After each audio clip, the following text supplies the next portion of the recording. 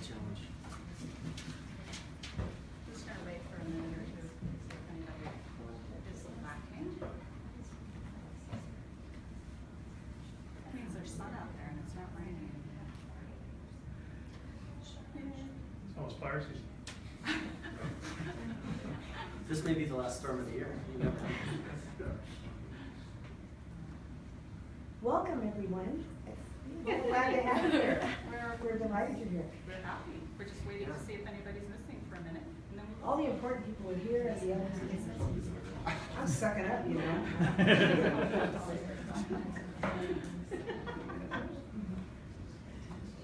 Yeah. All right. Thank you all for coming. We're glad you're here, members of the press.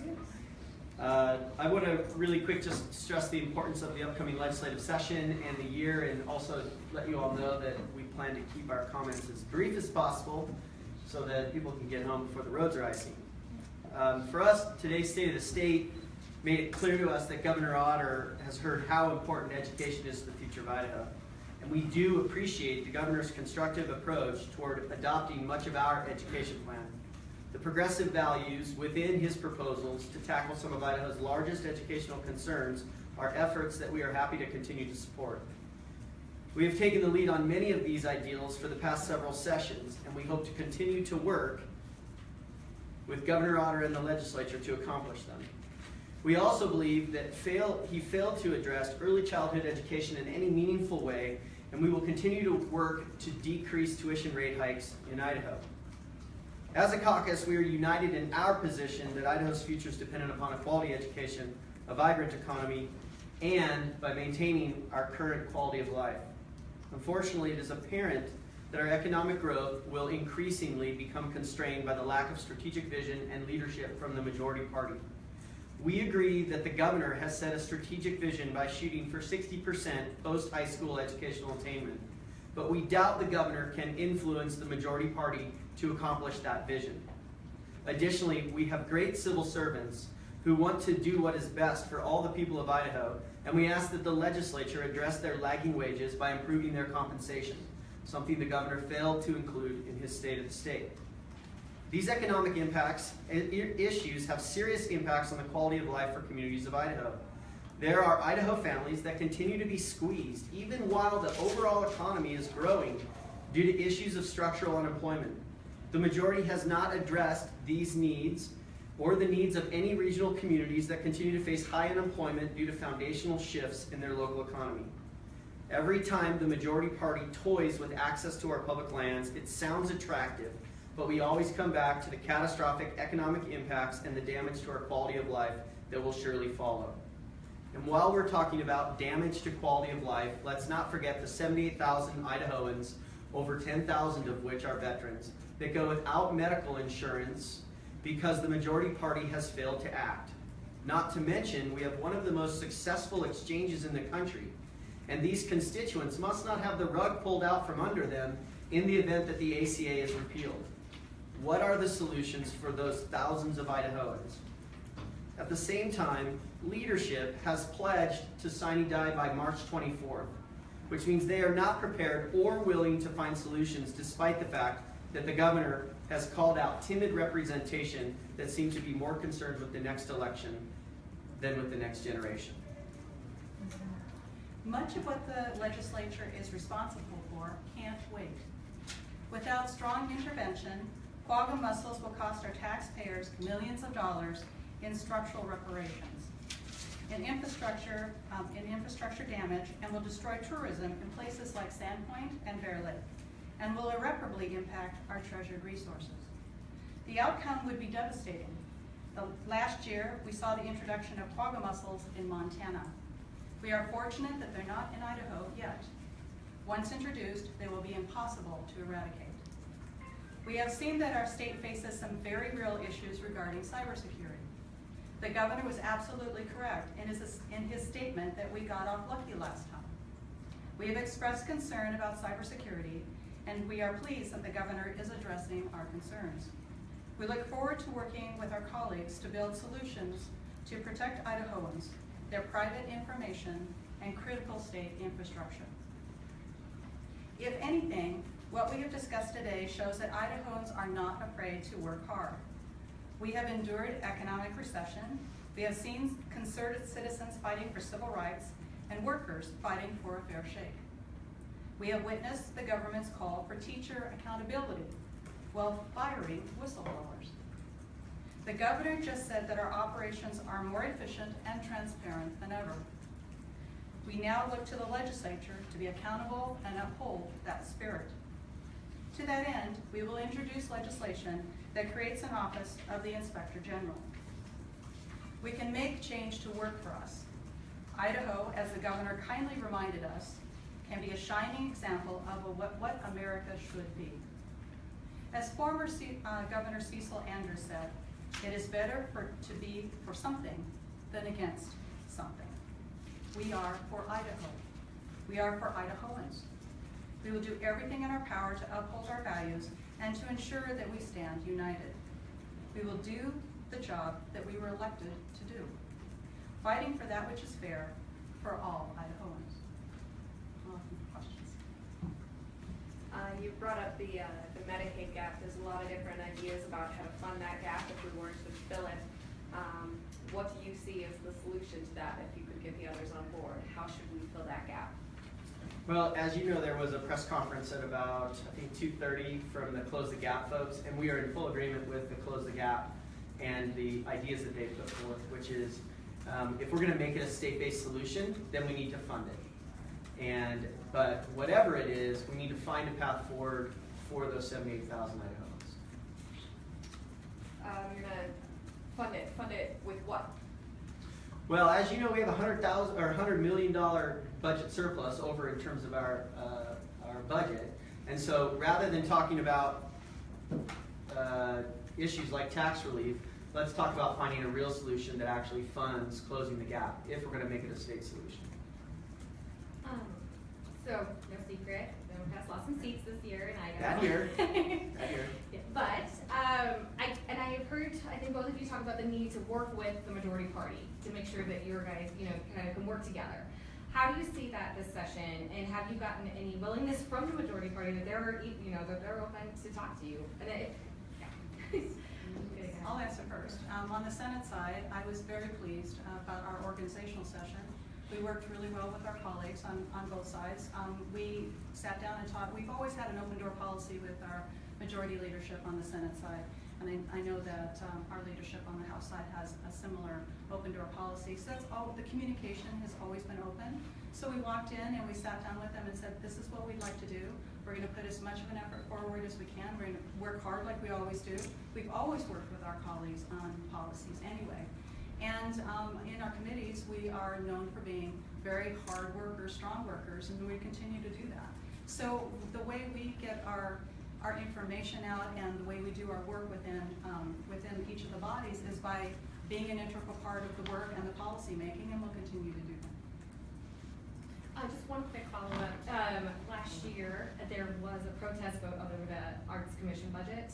Will we see any protest votes from the Democrats to make any sort of statement to the majority party? Honestly, I don't want to speculate. If an opportunity comes up. Well, and we haven't seen a lot of the legislation, and until I see what it looks like, Yeah. I'm not going to comment on it. If there's something that we feel like doesn't represent Idahoans, we will certainly talk about it and make sure that the majority party knows that we would either want to change or that we disagree. There were add the four words protesters here in the Capitol today. You didn't make mention of putting forth that bill again this year. What is the The minority equality party's- of all Idahoans was in there. So what are your plans on that issue? Yeah, our plan is to introduce updating the Human Rights Act, as we always do. Our plans are to continue to advocate for those values that we have held sincere and held close to us all along, which includes add the words, minimum wage. Now our plans for that is to introduce them, have the conversation, and if the majority party doesn't want to do that, then to ask them for their solutions. And I would advocate that they do not appear to have a solution. You talked about one thing was missing out of the Governor's State Address, that was early childhood learning was missing out of it. Do you have a plan this year, and what would that look like? Yeah, in fact, I we both talked about this. Our feeling is that what the Idaho Business for Education is putting forward is a path forward for early childhood education. And I think that there's a real opportunity for the majority party to join Idaho Business for Education, the Idaho Association of Industry and Commerce, the minority party to actually put something forward that makes a huge difference for 4-year-olds in Idaho, pre-kindergarten. And when we do talk to individual legislators, there seems to be a real will for that. It just, we haven't been able to come together to be together on a program. So we'll keep presenting. I know that iClock on your side has always been a big proponent, has brought bills forward before, so we'll continue to do so. For those of us who aren't really familiar with the IB plan, what would it do for 4-year-olds? So what it does is it provides an opportunity for either kids at home or kids through a program ages 4 years old to prepare for entry into kindergarten. So it's like a gateway for early childhood education. And in my discussions with members of the IBE, it feels very similar to the public-private piece that Representative Clark had put forward in the past, but is really limited to children aged 4, right before they would enter into kindergarten. And it would be a state-funded program? Mixed. I mean, right now, As I the only understand one- it, mixed. The only one that's offered is actually federal funding for like Head Start and those programs. And so really you're giving only a small section of your 3-4-year-olds an ability to have that early learning and not the rest of a potential student population. You mentioned March 24th as leadership authorities, the majority party saying that they want to sign you down on that date. What date would you guys prefer? Or do you have a date in mind of what would be an ideal sign you down? We were elected to do our work. Whenever our work is done is when we should leave. But to come in and say that we are going to finish on a set date without knowing whether we've completed what we've been elected to do is not what we're here for. Not leadership. I spoke to the assistant majority leader after the state of the state. He mentioned, I brought up the tax cut that Otter pitched. He thought that the state should go further, that due to the surplus there should be further tax cuts, maybe getting rid of the grocery tax, that kind of thing. Do you see that as a need, and if so, how should we move forward? Tax cuts or lack You're thereof? speaking about Representative Crane. Yes. Representative Crane has voted against transportation infrastructure. He's voted against certain appropriations budget, and I'm not in alignment with his view on where the state needs to go in terms of our revenue and our funding. I don't believe that we've adequately funded our departments. We've talked about how we pay our employees. I mean, the problem is it's not fiscally responsible if you're not bringing your people up to speed, because then you train them and they go mostly to our borders because they're going to get better pay and better benefits. And so if we want to have the skilled workforce for the economy that we're talking about, I know in the Magic Valley where close to where I represent, they're talking about a huge boom in the economy and the ag sector down there, and they know they will not have enough skilled workers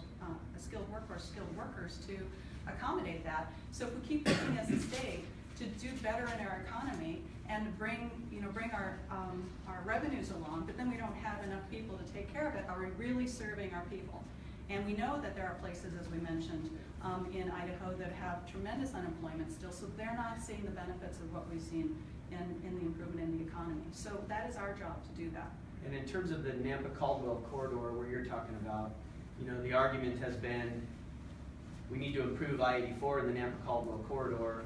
The assistant majority leader voted against that bill and has voted against anything to fund that, and that's probably what his plan is moving forward.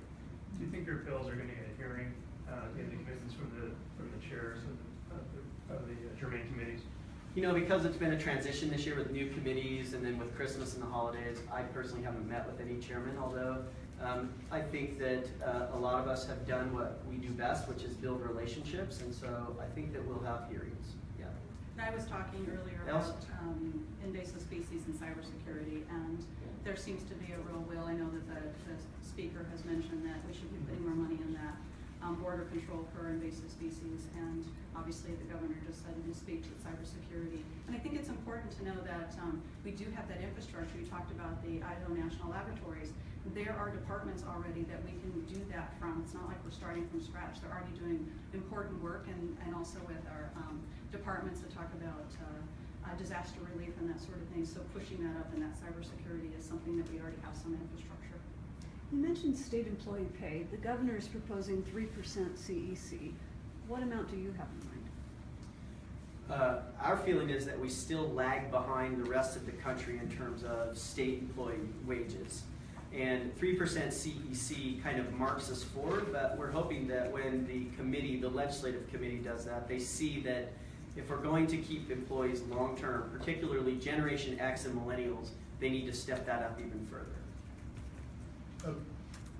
What's going on with the civil asset forfeiture reform? Do you know, like, is there going to be legislation on that this year, and do you have an idea of whether House Judiciary will hear it or not? You know, Representative Rubel is the point person on that for our caucus, and I believe she's in a meeting right now, but I do know that they're working on and planning to bring civil asset forfeiture legislation, and if you get a chance, touch base with her. You mentioned that you doubt the governor can influence the majority party. Can you give us an idea of what kind of forces are at play right now, and what you're hearing from the legislators? Yeah. You know, what the governor has proposed is a really robust investment in higher education while continuing K through 12 education. That robust investment flies in the face of what a majority of the House, I shouldn't say a majority, but what many of the House members feel is not the direction to take the state. There's less of an interest in making investment in infrastructure, in higher education, in early childhood education, things that will set up our state for future economic growth, and more of an investment in the immediate fix of very small dollar tax relief. There are members of leadership have been clear that they weren't really supporters of the task force for K through 12, and not necessarily supporters through higher education. But I think we've gotten this far on making ourselves, setting up a potential for what the career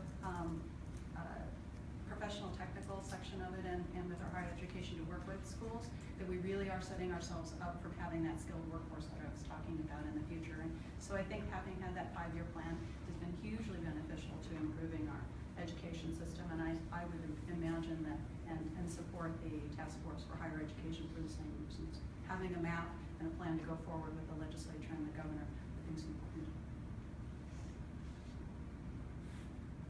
All good? Very good. Thank you. Thank you very much. Thanks for coming.